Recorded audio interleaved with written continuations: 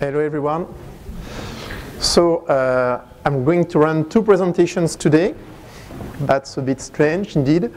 The first one that I'm going to present is in behalf of the European Commission. So it's a huge responsibility.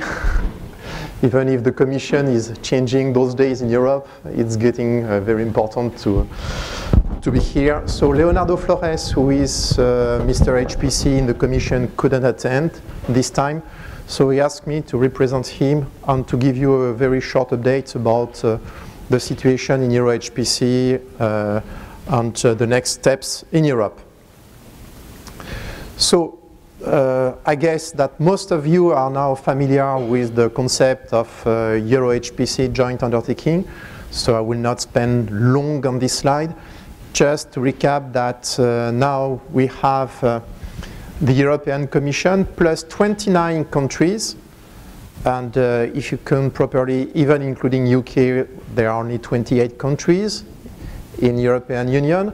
So it means that the joint undertaking covers obviously the European Union plus associated countries like Swiss or Norway or Turkey, by the way. So it's let's say it's a legal entity, it's a legal, let's say, agency that is located in Luxembourg with an overall budget roughly 1 billion euro, so maybe 1.1 billion US dollar, something like that. Yeah, and half of the budget comes from the European Union, from the Commission, and half of the budget comes from the member states, the participating states in the specific vocabulary within the joint undertaking. So, and it's been operational for now 6 months, a bit more than 6 months, November 2018, and it's going to end up by 2026.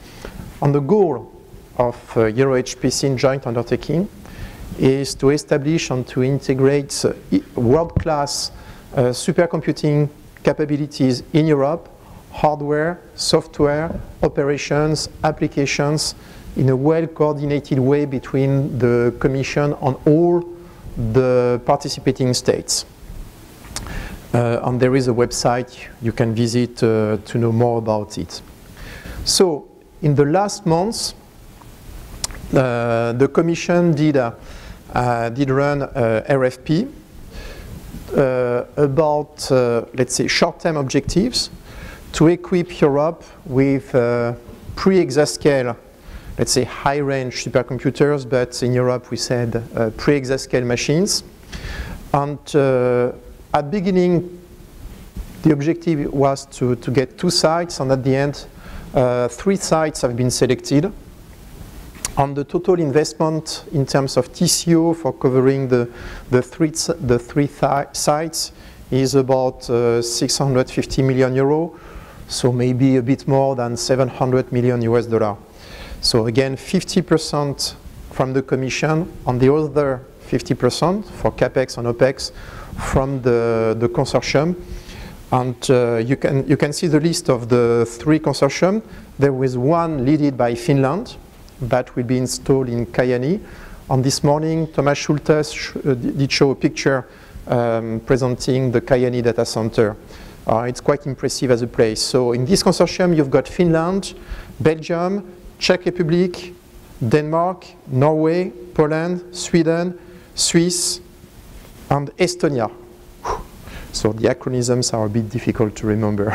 So basically, you've got the Nordic countries plus a part of Central Europe and Swiss. The second place is the well-known Barcelona Supercomputing Center. And in this consortium, you've got Spain, Hungary, Portugal, Turkey, and the last one, it's terrible, Serbia. The people will kill me because I have forgotten the name. Sorry, I really apologize for that. And the last one is in Italy, in Bologna, where you have again a consortium with Italia, SI stands for Slovenia, and Hungary. European acronyms could be quite difficult. So, on what is quite specific, and for the very first time, Euro-HPC joint undertaking will own the machine. It's not the country, it's not the supercomputing center, this is the joint undertaking that will own the systems. And now, as the three sites have been selected, the three consortia have been selected, there will be procurement for the supercomputers depending on the specific objectives of the three sites. And the procurements will start before the end of this year, and the installation is expected to be 1 year later. And it is expected that each center should get equipped with 150 to 200 petaflops. Again, exactly as Thomas Schultes explained this morning, this is based on the, let's say, old-fashioned LeanPack benchmark. It's a reference benchmark. Maybe it's not relevant anymore, but anyway, we have to live with it, and it's a good comparison point. Then, aside of those three high-end centers, there are 5 sites which have been selected to host, let's say, mid-range supercomputers with, let's say, 4 petaflops to 10 petaflops LeanPack, depending on the technologies. The total investment total for the CapEx, and then the joint undertaking covers exclusively the CapEx, is in the range of 180 million euros, with 35 million coming from the European Commission. There is one system that will be installed in Luxembourg, one in Portugal, and this is a small consortium with Portugal leading and Spain. So you can see the close connection between Spain and Portugal for the two class machines, for the big and the small one. One in Czech Republic, in Ostrava, one in sorry, once again I have forgotten, Slovenia, at Maribor, and one in Bulgaria, in Sofia. And then it's a bit different because the joint undertaking is co-owner with the country of the machine. And exactly as it's going to be procured for the big machines, the procurement should be opened by the end of this year for installation 6 months later. So you can see that now Europe is moving.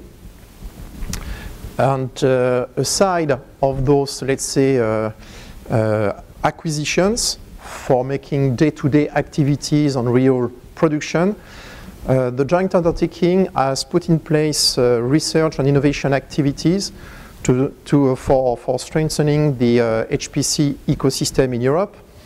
And then there is more than 360 million euro for research and innovation, covering this year and next year. So it's quite huge money for making research and development. So I will not read everything in detail.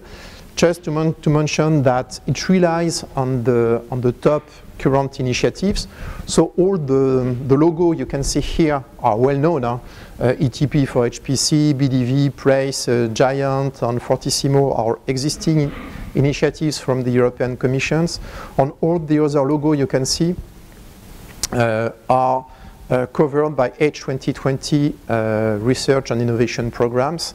And this is, I would say, the follow-up of the H2020 programs.